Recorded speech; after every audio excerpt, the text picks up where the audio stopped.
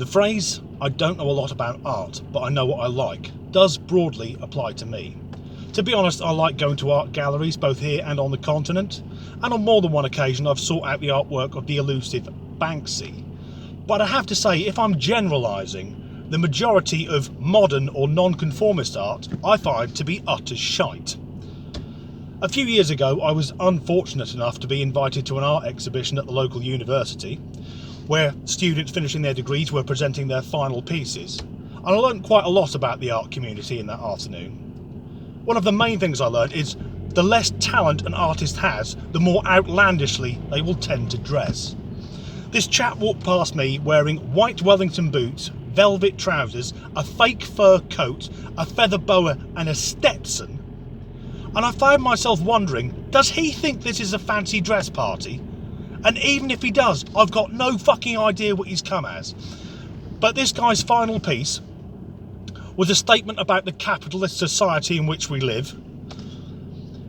And he had a glass case. It wasn't a glass case, I'm making it sound better than it was. He had an old fish tank. And in the old fish tank, he had a jar of coffee that had been knocked over so that the grains had gone everywhere. That's it, 3 years of university for that. Now I can recreate that artwork in seconds in my kitchen. The difference being that after I've done it, I'm then trying to tidy up afterwards. Then there was a sculpture, a large sculpture of a car made of old car parts. And the guy who'd made that was shouting loudly that it's ironic. And I thought, it's not ironic, it's fucking daft. If you want something made out of car parts that looks like a car, just buy a car. Then you have the advantage you can drive it home at the end of the exhibition. And another piece, which sticks in my mind, was several photographs taken of the same young woman who was wearing nothing apart from a pair of thong-back panties. And it turned out the woman in the photo was actually the artist. It was her take on how women are treated in the media. But she was stood there talking about this piece next to it. And I couldn't look her in the eye, because every time I looked at her art piece, I was staring at her tits, thinking, you do know what I'm looking at, don't you, love? To be fair, she had a cracking rack. If the art thing hasn't worked out, she could at least make a living getting them out.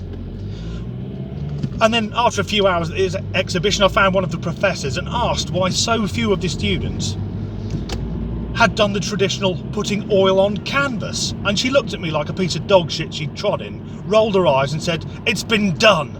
And it's at that point I thought, fuck this for a game of soldiers, got in my car and left.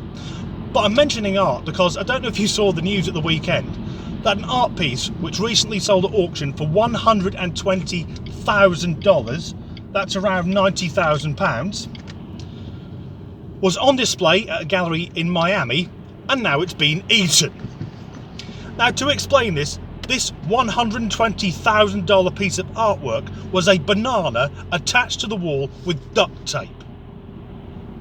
Are people in Miami not aware you can buy a bunch of bananas for around £1 sterling?